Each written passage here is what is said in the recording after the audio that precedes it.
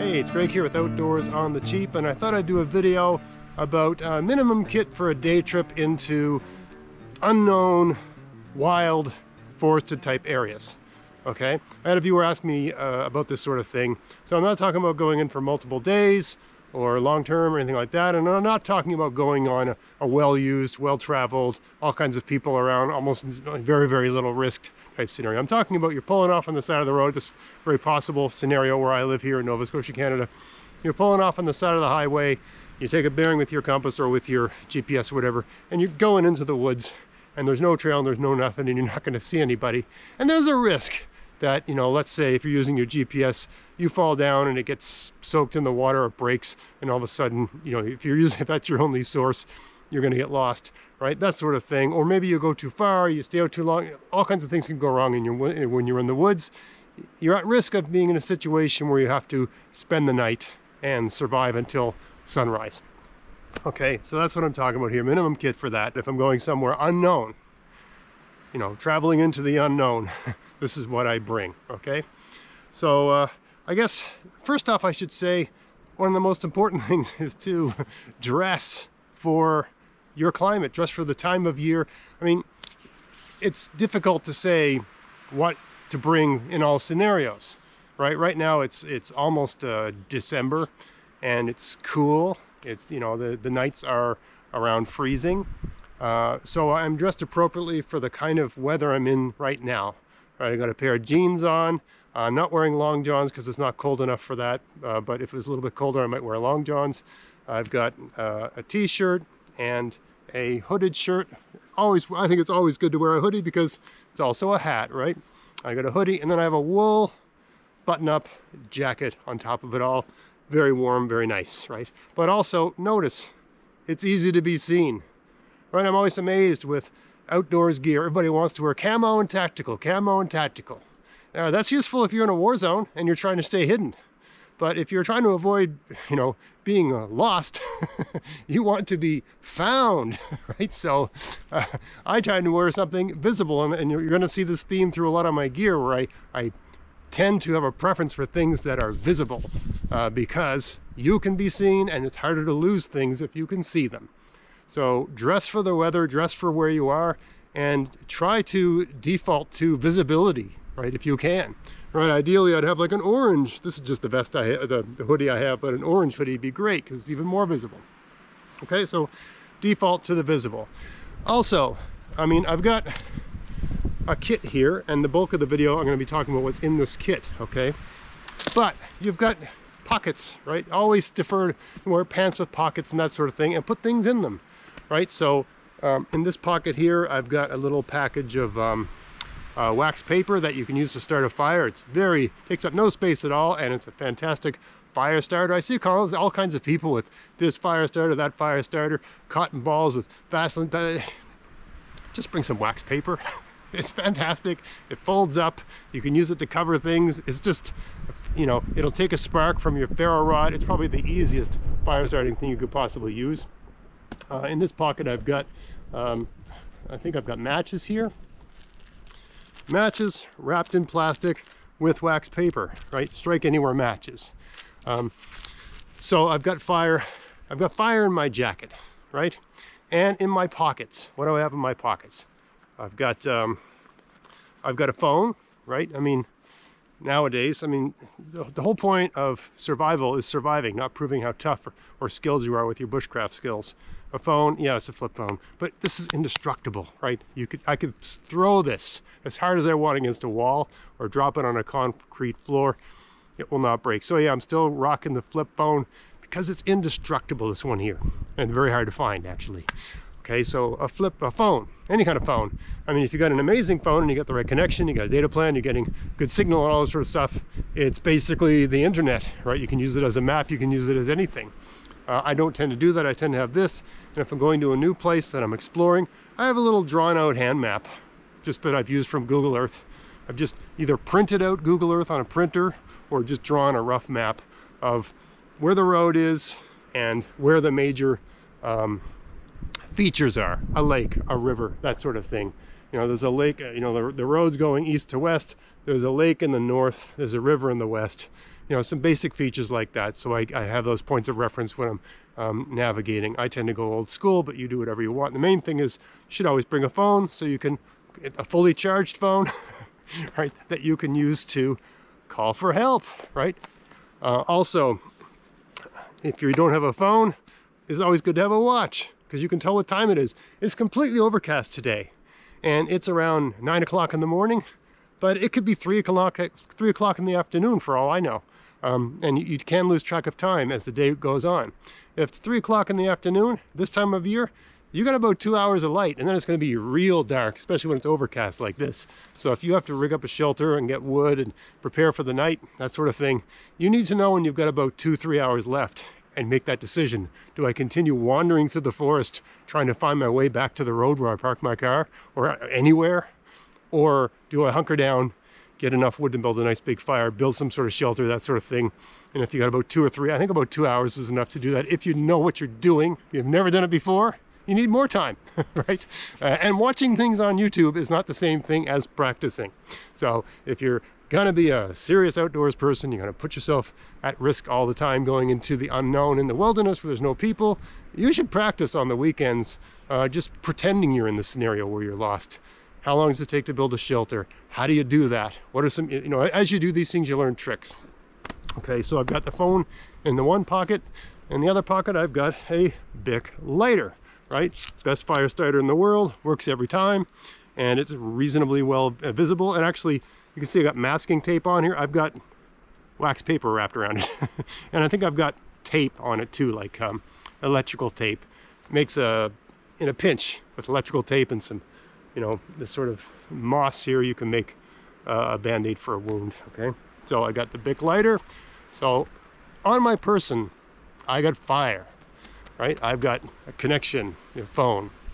I've also got in my back pocket, you know, I got one of these neck things, a gaiter, a neck gaiter, I think they're called. There's different names for them because women use them for their hair.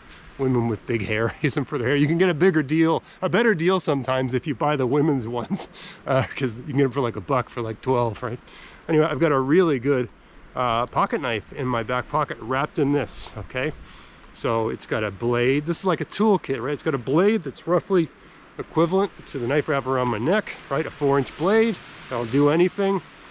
It's got a can opener in case I had a can of food with me, or I came across one or wandered into a cabin with some canned food. I mean, you can open a tin can with any knife, really. I could open it with just a fixed blade, but it's hard on the blade. This has a kind of a screwdriver and a wire stripper. Why you'd ever need a wire stripper in a survival situation, I don't know. But this is really handy for digging and gouging into things where you don't want to wreck your knife, but you got to get into something. This is a locking blade as well. And on the back, it's got a Phillips head screwdriver, and this sort of awl type deal if you ever need to put holes in something, fix a backpack or whatever. That's what it's got. And this also has very, very useful, and I would say any good, if you're going to bring a pocket knife in the woods, it should have a saw. It should be a backup saw, because there's some things that are very hard to do with a knife that are very easy to do with a saw. And you can save your knife a lot of abuse with a saw. Like if you're trying to bring down you know, trees, you know, thinner trees to make a shelter, that sort of thing. So yeah, I've got a knife and a saw and some tools, a basic toolkit, and a way to keep my neck or ears warm if I want, or just something to use for visibility, right? So I keep that in my back pocket. Depends on the pants I have on, right? And of course, around my neck, I've done the video, I've got a knife. I don't call this a neck knife. This is a knife, right? This is a knife with a 4-inch blade that can do everything you want in the woods. I've done videos on that, so I'm not going to talk about it here. To me, this is all the knife you need for a survival situation in the woods, unless you have no idea what you're doing. Okay, so this is all the knife you can need, and it's light enough that I can have it around my neck. And the advantage of having it around your neck is that it's hard to lose because you can feel it. So I've got that around my neck, and I also have a compass around my neck, because that way as I'm walking I can look at it. Very hard to get lost if you're using a compass. It's very, you know, you want one of these liquid filled, good quality. It's a Sunto. But you can, any good quality compass that's reliable, that's what you want. Okay, I keep both these things around my neck. Sometimes I'll have this off in the pocket if it's long enough, but I like to have it just, both of these things, the lanyard is just big enough for me to get it down over my ears. That way it's not going to come off. I don't know, people talk about being strangled and that sort of thing. That's just ridiculous. If I was been doing this for years and years and years and years and years, you're not going to get strangled from your knife. That's ridiculous. Okay, now let me talk about what's in the pack, because that's everything on my person now. So your shirt and your pants and your neck are part of your survival kit, right? These are the things you don't go out the door without, right? So you can go like that. You know, I know I've got a knife, I've got fire, I've got direction, and I've got a connection, the phone. Okay, so I got all those things. You can get by with just these things, but in the little pack we've got extra things where it would make having to survive the night so much better. So let me show you those things. Let me get a sit up to do that so I can show you on the ground. Okay, so I got a kit like this. I prefer this to a backpack for a day trip. Having a the backpack's great and you can bring a lot of stuff in it, but I find I can move a lot quicker and I don't get as overheated, right? Because my back of I'm just a hot person, and I find my body breathes better if my back isn't covered with a nylon backpack. So I like this sort of setup. Use whatever works for you. When I'm talking about minimum kit, and I'm talking about traveling light, right? This is just something you might keep in the back of your car or truck or right by the door, and you grab it as you're going out and it's always geared up. This has 3 compartments.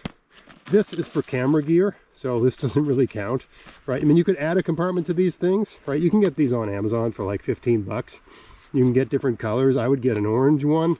I've got an orange one that my kids use, so I can see them. But I would recommend something highly visible as opposed to this black thing. That's just what I got.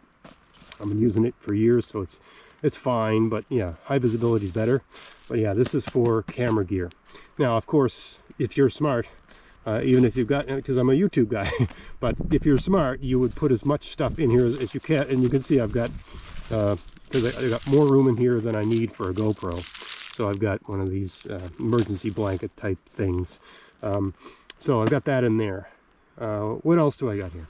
So I've got a folding saw, right? You can do a lot with a folding saw. Okay, and I got it jammed in here in a very specific way where I've got it through the lanyard and then clicked in. I can't lose that. I'll make it nice and tight. Not going to lose that. Okay, I mean, if you've got the right, normally I've got pants with cargo pants, right? That sort of thing. I usually wear work pants in the woods, not camo hunter pants, because work pants are usually cost less and are better quality because they're built for people that are hard on their clothes, right? Go to a place where they sell work clothes and get a heavy, almost canvas quality pants. That's the best thing to wear, and I can just put this in the side pocket. It's got one of those long side pockets like for carpenter pants. Okay, but this also works, okay, because even it's not going to slip out through because the lanyard's attached to this. Okay, you got your folding saw, right? I got a water bottle, but this is metal, right? So if I rig up a way to suspend this over a fire, which I've done videos on how to do, I can heat water. This is a way to purify water, right? You're going to survive the night, you're going to stay warm. Drinking hot water keeps you warm, and you got to boil water to purify it so you're not going to get sick, right? So you want to ideally this has water in it, right? But you know where I live, there's water everywhere anyway. Your main problem is you're going to get really bad stomach problems if you drink the water sometimes. So a means to hold water, purify water, a metal bottle like this is just fine. And of course, because it never hurts to have a few creature comforts, in the bottom of this I got various teas, right? Because I mean, you can make tea from natural stuff in nature, but like spruce tip tea, or what's that called, Labrador tea. There's all kinds of options like that, but tea is really nice. Right? Same for having like a little pack of hot chocolate, whatever you like, right? I just like black tea. So that's a wonderful thing to have if you're stuck in the woods overnight and you're kind of miserable. Okay, so there's that. Now I got these 2 pockets here. I mean, you can put a lot. So remember, this and this is really all you need. This is just for camera gear, so this doesn't count. All right, but I got one of these, aka survival blanket. The ideal thing with this is that you've got this around your back and you're facing a fire, right? So the fire is giving heat to your front, and this is holding the heat in on your back. Okay, that's the ideal way to use one of these in my opinion. but also, and you can use it as a rain shelter. You can use these for a lot of, these are quite large for their size, and they're tough enough to survive an evening or two. They're not going to survive for long term, but they're fine. That's why I have an extra one of these in my, in the thing where the, I got to wrap this up properly. You know, this one's really long. This one's like a 6x8, I think, okay? I got an extra one of those in with, I just jammed that in there as I was going out the door just to show you that you can bring more than one, okay? And for that matter, I don't have this, I still have this in the package just to show you. You can get something like this at a dollar store. Shelter, it's an emergency shelter, okay? This is 8 feet long by 5 by 5 by 5, so it's about 4 feet high. So it's like a pup tent, right? It's a big enough tent for 1 or 2 people to get in. And there's ways you can close the ends up to hold the heat in. This is not the toughest, strongest thing in the world, but if you had to survive a night, I mean, this is in a bag here, but I could fold this up and easily fit it in here. So you got one of these as like a blanket, you got one of these as like a tent. You know, depending on how cold it is, this might be the way to go. If it's really cold, I really don't see too many other options than a big old fire, okay? But I just thought I'd show you this. You can get these for $5, right, at a dollar store sometimes. And you see them, buy a bunch of them, right? Because they don't take up a lot of room. You can put them in something like this. And it's a tent, right? You'd bring something like that into your, you know, you'd have something like this, and you'd bring spruce boughs in to lie on. So you're not right on the cold, hard floor, right? You'd be in here with spruce boughs that you're lying on top of. You find a way to close it up. There's various ways you can close these things up because you don't need it to be 8 feet long, okay? And you can ride out the night, depending on, unless it's too cold for that. Okay, so we got all that. I also have a third knife. And I mean, there's different arguments for different types of knives. This pocket knife isn't the greatest thing in the world, and it does not have a saw. But it's got, you know, a couple blades. It's got your can opener, it's got basic gear like that. It's got actually a finer blade there, and a couple tools in the bottom, but basically it's a knife, okay? So you got a knife, and you've got an extra Bic lighter, right? I've got some electrical tape around here. It makes it harder to lose, but also tape is useful. Fix a lot of things with tape, and you can use it in a pinch as a band-aid. I got a whistle on here. If you're hurt and you can't scream, you can always blow in one of these and get people's attention. Really shouldn't go in the woods without a whistle. Got some cordage. This is about, what, 6 times 4, 24 feet of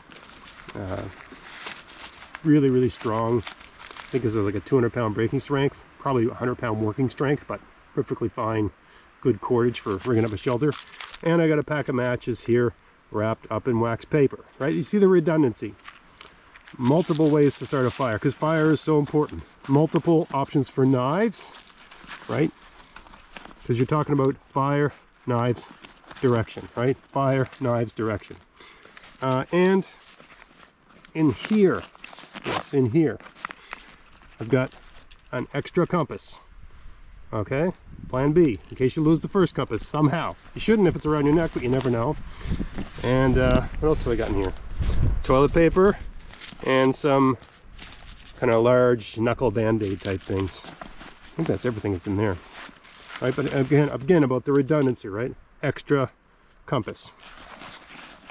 And in here, finally, what do I got? Headlamp, right? If you're stuck in the woods overnight, it's really handy to be able to see. I like these lithium-ion ones. They're easy to charge up. If you've got some phones, you can actually charge things off the phone, or if you're clever, you could bring some sort of solar charging unit, blah blah blah blah blah, or just a little power pack, whatever. But if this is fully charged and your phone's fully charged and you're judicious in how you use it, it should be fine for the night. This one's got multiple settings, you know, different levels of light, but also it's got this great low light thing, kind of red. I don't know how well you can see that, but a red light that runs forever. Even when the batteries are basically dead, the red thing will go a long time. So you can squeeze extra light. You know, it's not very good light, but it's better than no light at all. So a headlamp for dealing with things when it's dark. We've got extra of these. I mean, these things are just great to put around your neck, to put around your head, that sort of thing, right? Also, you can use them as bandages in a pinch, right? They're more versatile than, I mean, I've got bandanas, okay? Bandanas are great, but these tube things, they're just more useful than a bandana. I mean, if you want, you could, if you need it to be a square, you could cut it and use it that way. But I find these are more useful. You can put them around your hands, use them like mittens. There's all kinds of ways you can use them as a, keep sweat dripping off your head. You can put them around your foot. If your socks get wet, there's a way you can rig these up and use them like a sock, and I've done that. You get a soaker, or if you got your kids with you and one of them gets a soaker, you can sort of save the day. Your kid gets a soaker, you're going home, but you can save the day with one of these. Okay, what else have we got in here? Electrical tape, whole roll, just flattened over like that, an old roll of electrical tape, because you can fix anything with electrical tape. Just doesn't take up as much room as duct tape. I'm 52, so these are reading glasses. I don't need them, except for looking at very fine things. I was trying to fix something, or let's say I was trying to identify a spot on some part of my body, and I want to know if it's a tick. I need reading glasses to see a really small tick. Okay, so just, if you, this is for people that are older. I need reading glasses in certain situations. I also have, like, just in case, like, this dies. This is a little bike light. It's nothing, right? It costs like $2 at the dollar store. It takes up no room, but it's actually a light, right? So it's always good to have an extra light. I got a little cup here to go with this. In a pinch, I could boil water in this, I suppose, but really the main point is that this is just an extra way to store water, right? So when I've drank half of the water in here, I can pour the rest in here and get more boiling. So you can sort of keep her going. I don't have to empty this to start boiling more water. You wouldn't believe what a difference it makes when you're trying to stay warm and you're drinking hot water. It warms your body up like you wouldn't believe, and it can make the difference between a fatal night or just a really miserable night. You don't want to be shivering if you can avoid it. What else we got in here? Another bandana. Is there anything in it? I think so, yes. Marking tape. So I've got marking tape. If you're walking in one direction, you might want to make some marks at certain locations to make sure you're not going in circles. That shouldn't happen if you've got two compasses, but it also helps other people know that you've been there, that sort of thing. Always smart to bring some marking tape in the woods, especially if you're getting lost. If you get in a spot where you think, oh my God, where am I? What's going on? You put a large mark on that spot. Like, you run this between two trees about 6, 7, 8 feet long. This is 24 feet. You run it between two trees, and then you start going, go east, go west, go north, go south, that sort of thing. Go different directions from the spot you were when you think you got lost. And don't walk so far that you can't see this. Just keep orbiting out from that spot until you see something familiar that brings you to, that you can find your way out, right? Make a mark when you're lost, something very obvious, and start, probing to see where you lost your way and find something familiar to get back on the trail and get out, right? This can save you from having to spend the night in the woods, right? If your phone isn't working and you've somehow lost both of your compasses and you don't know what you're doing, this can save you, because you can use this to find your way back to the trail. And I've been in situations, because there's been times I've gone in the woods with almost nothing as a young guy, and the only reason I found my way out is because I marked where I was when I got lost, and I just started probing in different directions, always going back to the point where I got lost until I could find something familiar that helped me find the way out. Okay, always extra bandanas. I would defer to bandanas that are these camo ones. We guys like them because they make us feel macho, but I would go with something light and visible always, because you always want to be seen. I got a spoon in here just because it's it's very hard to make a spoon, and I usually bring in the wood. I mean, sometimes I'll bring a sandwich, but other times I'll bring a slightly larger cup that I can heat over a fire, and I can use that to eat the beans or something like that, right? Very difficult to make a spoon in the woods. Not impossible, but if you're spending the night, why would you, right? Most likely you're going to have something in your pack like bouillon or some sort of dried soup or something like that, or you're boiling water and you're using whatever you've got, you're making some sort of soup, and you'd have a spoon. Not necessary, but I always have a spoon in my pack, because that way when you bring a lunch that you need a spoon for, you don't forget your spoon. And you see I got it bent down like that. It's just so it fits in here. It's just a cheap dollar store spoon. And some more cordage. Just extra cordage, whatever you can jam in there, right? And ordinary in this pack I'd have a lunch, right? Like a sandwich or something like that, or a couple granola bars, or whatever junk, you know. Often I see survivals talk about the Snickers bar, which is a pretty good bar, because there's a lot of calories in a Snickers bar. It's got some peanuts and that sort of thing, maybe a trail mix or whatever. Basically, you've got some food in here, okay, that's going to sustain you for the day. So it's good to have that. But I mean, if you're going overnight, it's really the tea, the hot water. You're not going to starve to death. It takes a long time to starve to death, and it takes a few days to die of dehydration. But you know, I'm talking about a minimum kit for the time of year I'm in right now. Your main risk is hypothermia, getting too cold, you know, the elements. So here we've got a kit. We've got a lot of stuff, and all of the stuff is just in a little fanny pack, not taking up a lot of space, right? We've got a way to make fire. We've got our cutting tools. We've got a way to purify water and heat water to drink it. We've got various options for shelter, right? Also, you can use the elements around you. I've done videos on how to erect a shelter really without an axe or without a saw, just using fallen trees and cleverness. Really not that complicated to rig up something that'll keep you going for a night. Of course, if you can stuff something like that in there, you've got your own tent. You're living in the lap of luxury. That and some spruce boughs to sleep on. We got some things to put over our ears and over our head to keep us warm. Right, we've got cordage of various kinds to rig up shelters. We've got a headlamp, which is very handy. Oh, I forgot to show you as well. On the compass that I have around my neck, this has some sort of magnifying glass. I think it's for some form of orienteering. And a viewer was asking me about orienteering, how I use a compass and stuff like that. I don't want to get into that in this video. But I've got just, I got some rubber bands here. Actually, these are from an inner tube. I've got a mirror, right? So the mirror is useful for checking parts of your body for ticks, of course. Looking at your eyes, if you got something in your eye, I would not go in, like in your kit or on your person or whatever. I would bring a mirror, right? You get something bothering your eyes, you need to be able to see what's in your eye and get it out if you're alone. Also, the mirror helps you signal, and if you're really, really lost and there's planes looking for you, you can signal the plane. And that can save your life, right? So bring a mirror with you. I almost forgot to mention that. I mean, it's good to have you've got an 8-foot long tent made of this stuff. That's pretty visible, right? But yeah, bring a mirror so you can signal planes, and so you can deal with if something's in your eye, or for just looking at, parts of your body that you can't see, like, the back part, back and underneath, if you know what I'm talking about.